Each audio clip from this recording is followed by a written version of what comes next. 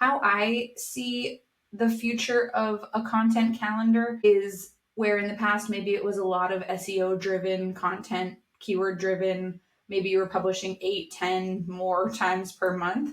And now there will be fewer posts, but there will be more diversity. Hello and welcome to No Stupid Questions, Just Marketing Ones. I'm your host, Jaina Mistry, an email and content marketing strategist with nearly 20 years of experience. I led the email and content programs over at Litmus, and now I help brands build email and content strategies that actually connect. This podcast is your agony aunt column for marketing, the place where I take real questions that keep you up at night and answer them with curiosity, empathy, and just enough snark to make it fun. So if you've ever spiraled over open rates, rewritten the same landing page 17 billion times, or wondered if your brand voice sounds like it has anxiety, you're in the right place. In this episode, we'll answer a question sent in by Joe Code from Orlando, Florida. So thanks for sending your question in. Joe asks, the one thing that is getting to me is the use of AI to assist in blog writing. How much is too much and how much needs to be edited? And also the other blog one that gets me is how much is too much? Let me get into this one. Like, do we really need to post weekly just to praise the Google gods for ranking, or can we just go with more deeper and thought-provoking content? And to help me answer this question, I have invited Katherine Boyarsky, the founder and CMO of Datalily, a data-driven content marketing and research studio for B2B SaaS brands like HubSpot, DoorDash, and Wistia. She has a background in content writing, strategy, and journalism, and found her way into marketing data analysis in her roles at HubSpot and consulting with B2B SaaS clients. Katherine is based in the Boston area, where you'll find her sipping on coffee, out for a walk with her dog, or checking out a local brewery. And Katherine and I actually met through my last role over at Litmus, so I'm super excited to actually have someone who I know on this podcast. So this question that Joe sent in, it feels like there are kind of two dilemmas here, Katherine. How much AI is too much in blog writing? And then the second dilemma is, do we really need to publish frequently for SEO right now, or is deeper content enough? So let's dive into that first one. How much AI is too much in blog writing? It's a big question, and thank you for having me. I'm so excited to be here. So this is a big turning point for content teams. There's the old playbook that's been working for the past few years, and everyone is right now rethinking how they operate. There's a few different things happening at once it's forcing people to rethink how they approach content creation, content strategy, publishing calendars. Everything is different now. And it's also really pushing content teams to rethink how they're goaled too. I just actually published in our newsletter this week a post about how so many content marketers are burned out right now. So this recent study, which if you look up marketers are not okay or marketers are burned out, you'll find it. But they talked about how one of the reasons that people are so burned out right now is because leadership is coming in saying we need to see results. And marketers are saying, well, that's not what we're being goaled on. So there's a big disconnect between the activities that they've been doing and prioritizing and what the expectations are for those activities to result in. So if your goal has been organic traffic and your organic traffic disappears, what are you supposed to do? And how can you kind of overnight all of a sudden have a new goal and be expected to do the same types of strategies to hit that new goal? So in the past, organic traffic was the gold star, the North Star. And so publishing higher volumes of content, very keyword oriented, very SEO oriented, praising the Google gods, publishing weekly, that was a successful strategy because it was kind of it was a little bit of a more open landscape where there wasn't as much content. So filling up those spaces with content got you noticed, got you surfaced, got you in results for search engines. Now there's zero-click content. There are LLMs that people are using so much more frequently to do their research. So when the goal is no longer organic traffic, it's a different conversation. It's a different strategy. When it comes to AI, I would say that one of the biggest things people are trying to do right now is figure out how it fits into their current goals and strategies, how they should be using it in a responsible way that like matches their brand, matches their goals, and allows them to actually grow from it. And I think what you said about the restructuring and what marketing teams are golden is really interesting, because with the introduction of AI and LLMs, it feels like the overriding feeling and consensus is we have this awesome new tool that's going to help us do more and push more volume out there. And that's kind of appeasing that old notion of volume for organic traffic, but we're trying to do that right now to help us put more blog posts out there, put more content out there. And my biggest issue with that is, did our audience ask us for more? Did they ask us for more blog posts, more videos, more social media posts, more of all of this? So it's like, you're right. Like, it's the answer isn't really more, because it's not what is going to work for marketing teams in terms of their capacity, in terms of their goals, in terms of what is needed from them as a company, like to help their company's goals. And it's not what our audience is craving. They're probably thinking they want even less because they're getting bombarded with so much as it is right now, especially in the digital area. Yeah, exactly. It's not that more is going to be effective now. During that age of publishing a lot, people have answered a lot of questions. There's still questions to be answered. So there's still a place for creating new blog content, but the mix of content is changing. So that's something that we had talked, that I know the question was kind of getting at too. What should the cadence look like? What should the strategy look like? And where in the past, maybe you were writing weekly or 2 times a week and you were publishing blog posts that are a mix of how-tos, art listicles, informational guides. So that maybe that was the strategy and the cadence. And now it's a lot different, and there's a lot more overlap between teams in the content side where the different types of content can kind of work together. So how I see the future of a content calendar is where in the past maybe it was a lot of SEO driven content, keyword driven. Maybe you were publishing 8, 10 more times per month. And now there will be fewer posts, but there will be more diversity. So maybe you'll have a couple of those how to glossary style posts that you can absolutely use AI to help you write because they're very straightforward. But there will also be this mix of editorial journalism style content, LinkedIn posts. Maybe you'll be doing more original research, which we know that LLMs love and want to surface and is really valuable. It's what people are actually asking for. And so that mix of content is changing, and the volume is also changing along with it, where like the question even mentioned, can we be writing fewer pieces that are more in depth, more original, having a different more point of view? And I would say absolutely. And we can use AI to help us, like you said, in writing, but not necessarily. I think a human still has to be at the wheel of that. Like, you can't just give ChatGPT, Perplexity, whatever it is, like, write me a blog post based on this. It's gonna hallucinate the hell out of whatever it thinks it's writing. And if you are not a subject matter expert in that area, and I don't expect writers to be that. I think there's a very small subset of writers who are the subject matter experts of what they're writing about. They can't necessarily see immediately the issues and the inaccuracies that might be in what is getting produced.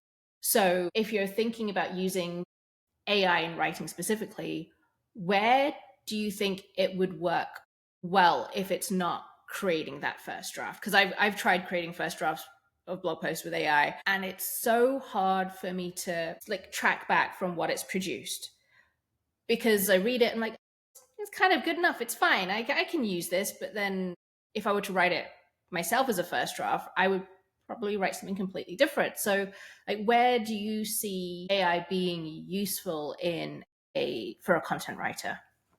I totally agree. As a person who's edited content for nearly 10 years, I find it harder to edit an AI first draft than to just start over and do it myself most of the time. It's really hard to de-jargon, de-roboticize, take away how boring some of the content is. It's almost similar to, I've edited a lot of pieces over the years from people who are really unfamiliar with a subject, and you can tell that they're talking around it, but they don't truly understand it. It feels like the writing equivalent of elevator music. Like if AI were to I generate love that. music, it would be like elevator music. You'd be like, technically it's music, but there's nothing to it. There's Yeah. nothing beneath the surface. It's something I've been really experimenting with a lot over the past year. And the places that I find it the most helpful are in outline generation and kind of more specifically, sometimes I find that, I use Claude, but giving Claude a prompt and saying, here's the angle of the piece that I'd like to write. Here's some of the research that I have on the topic. Help me structure this into an outline. Sometimes it's helpful, especially when pulling things from really large data sets, data analyses, or interview transcripts. But sometimes when it generates that outline, it can be very repetitive, especially if you're writing a lot of content on similar topics. It's almost like it learns, here's generally the structure of these outlines, and then it just gives you the exact same outline over and over again. So I honestly find that it's helpful in tweaking a skeleton of an outline and helping fill that in with more specific use cases or more detailed examples, so there's a way where it can help you iterate on a topic, or sometimes it's honestly helpful just to get the wheels turning. Something that some of the brands that we work with are experimenting with is more advanced AI content creation tools. And a big part of that process is supplying them with your internal knowledge base and having them stick to that internal knowledge base. And that's another strategy that you can use with your AI tools to help prevent some hallucinations is, I'm going to upload this data analysis, or I'm going to upload this, I'm going to connect to my Google Drive, or I'm going to do whatever. And I only want you to use what's within the documents that I've provided. And I don't want you to go outside of there. And that's a way to try to minimize the hallucinations and to have a trusted data source that you can then fact check fairly easily against, because you can find, and you can even say, which one of my favorite cues in a prompt is, and cite your sources to the page or to the paragraph. Can use AI for blog writing. That's something that we both totally agree with. Perhaps it's not, when Joe asks how much AI do you use, it's not using AI or LLMs to give you that first draft. It is really using it to help you be a little bit more efficient and supporting you in your own writing abilities is really kind of what we're thinking about here, right? Yeah. And if you have a specific part of an article that, again, like you said, not everyone is going to be a subject matter expert. So maybe there's a section where you're kind of like, oh, I don't really know a great example or a great use case or a concrete, way to do X. Let me just see if I can just ask a quick question like, oh, how would you approach this? It can just give you the idea and then you can write it, but it's a really helpful kind of collaborator in that moment where maybe you would normally go and research, some of other people's posts or grab a quote. But if AI can just explain it to you, then you can write about it more, confidently. Yeah. And I think I've used AI to help me in those respects, but then sometimes I'm still a little bit cautious of the advice that it will give me. And like, let me just fact it. It feels like we're doing more fact checking now that we're using LLMs to help us in our content creation, which I don't think is a bad thing. But this is where like we have subject matter experts that we should be able to be leaning on to help us with that rather than going in some kind of weird loop around using AI to help us in content creation. Yeah, I mean, we don't need to be regurgitating the same things that are already out there, which is where AI is pulling it from. Yeah. So I do expect to see a lot more original interviews, research, because that's where you can tell a new story. And that's been a part of my process as a writer forever. Is if I'm writing about something that I don't know about, my first thought is, let me reach out to someone who does know about this and talk to them, whether it's an official on the record interview and I can quote them, or an off the record interview where I can just pick their brain and ask them to explain, So when we think about what is coming for content and what is next and how to think about it, I think one thing, I recently saw a post about how content teams, and I posted about it on LinkedIn, are going to have to think more like PR teams. And it made a lot of sense. It's because when you're trying to show up in LLM results, it's almost like you're pitching your piece to the LLM as like, here's why this is exciting and cool and new and different. And here's why this is something that people will want to read, because it's either original research or it's an interview with someone interesting. And that original research and insightful studies and really interesting interviews is the kind of content that can help you create more content without creating more content. What I mean by that is, when you mentioned it very, very briefly, but the idea of zero-click content, the idea that you create content that lives on the platform that it lives on, but doesn't necessarily take someone away. For example, you're on LinkedIn and someone's posted a carousel or a long form post. They don't link away to anywhere else, but like, that is also where I feel like this concern about publishing cadence can be remedied, because you don't have to publish 5 blog posts a week on your blog, because that's not where people are anymore. When people are consuming content, they are on LinkedIn, they're on Reddit, they're on Quora, they're on Instagram, they're on TikTok, and they don't want to go somewhere else to consume their content. So I think like the idea of using unique perspectives and your research should be the center point of you being able to do more content for people where they want to be met, if that makes sense. Yeah, it's almost like when you do create a blog post, you're creating that blog post so someone can pull a quote from it and put it on LinkedIn. And yeah, like the end goal is not for that blog post to necessarily be the thing that someone finds, but for someone to see that referenced somewhere else. And how can you be on LinkedIn in an authentic way? And largely, brand pages are not really the most successful for most brands, but having a few thought leaders at your company posting is a huge part of content strategy now. So when you think about what are we investing our content energy into each month, that is a really great way to show up and have your brand be part of the conversation, where, maybe if you would have done a blog post in the past or even an interview with one of the leaders at your company, have them share their perspective in a LinkedIn post. Have them, post about the original research that you just did and their thoughts on it.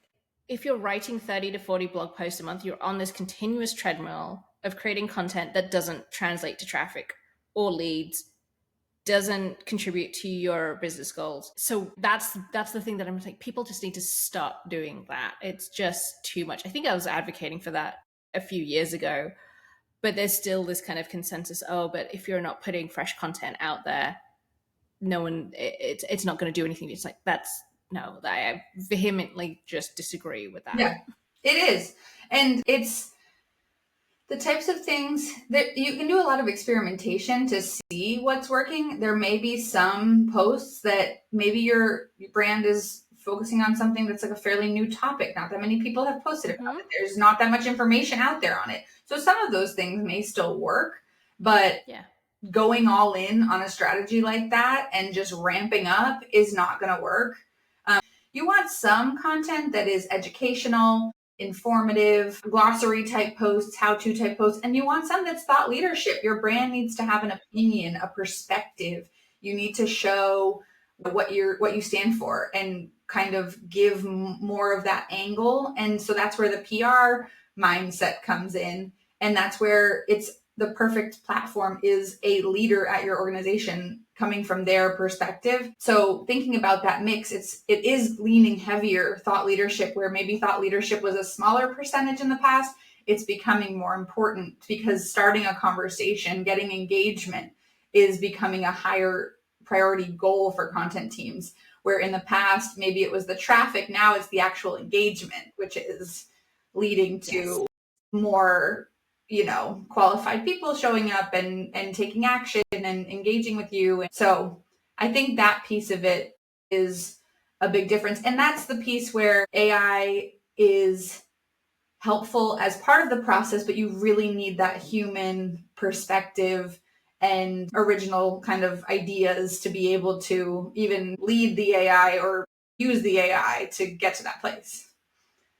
That unique perspective needs to be like the backbone and the pillar of why you're saying what you're saying, because people will never really get on board if you're just saying something that's super wishy-washy that AI has spat out for you. If it's backed by research, it's really hard to say, oh, well, I don't really kind of believe in that, because you've got the data to back up what you're saying there. So I think that's kind of a nice way for us to kind of go back to where we started with this question from Joe. We were talking about using AI as an assistant for what you're doing to help you refine your outlines, your FAQs, create a little bit more polish in some of your stories. And I think this is especially useful for someone who's working remote, solo consultants, or maybe you're the only person who does what you do at your organization, at your business, and or maybe you're a one person marketing team and you're doing paid media and growth marketing and email marketing, and you have everything to do, but AI as an assistant is really helpful there. And it's kind of, we want people to stop chasing that weekly SEO, right, Katherine? Like, that's not something. So you're talking about getting more structured in your approach with content creations. That's what creating like a glossary piece, a deep guide, a thought leadership take, and that thought leadership take can absolutely reference what you have in that deep guide. So you have like this really cool network of content that keeps people clicking from a LinkedIn post to a blog post to a report, and maybe there's like a webinar or a video recording that they can pop into. And another thing that I absolutely advocate for is refreshing your top posts on a regular basis. So like, look at your top performing, I say like 10 blog posts, organic traffic, refresh them quarterly, please, because you don't just publish something to a blog post and just let it sit there. It's a living, breathing article, and you can get more juice out of it the more you actually refresh it. So that was it, Katherine.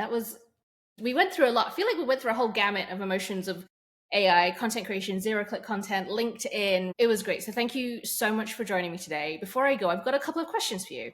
One is going to be lighthearted, and one is not going to be not so lighthearted. Well, you can make it lighthearted if you want to. Let's go for the easy question first. What is your go-to pizza topping?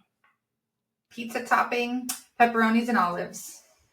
Nice. I like it. Very, very kind of like a good, solid choice there. Okay. And then the kind of, maybe it's a little bit of a harder question. What is the best piece of advice you've ever received? I think probably what's top of mind right now, my dad is a business owner and I'm a business owner now and a content person. But it's a little, I think it's a little controversial, but my dad always says business is personal. And everyone's a human being. And sometimes we forget that. And it's easy to get caught up in what you're doing and kind of the everyday minutia of, oh, I need to get this email just right, or this campaign didn't land, or we need to worry about the style guide, whatever. There's little things all the time. It's like, we're all just human beings trying to do our best. I did lie, Katherine. I had one more question. Yes. How and where can people find you? Well, they can definitely find me on LinkedIn, follow me, add me, and they can find our brand at datalily.com.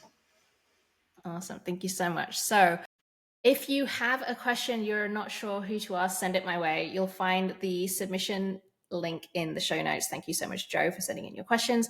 And if you like this episode, subscribe, tell all your marketing friends. Season 1 is up in its entirety. And please remember, there are no stupid questions, just marketing ones.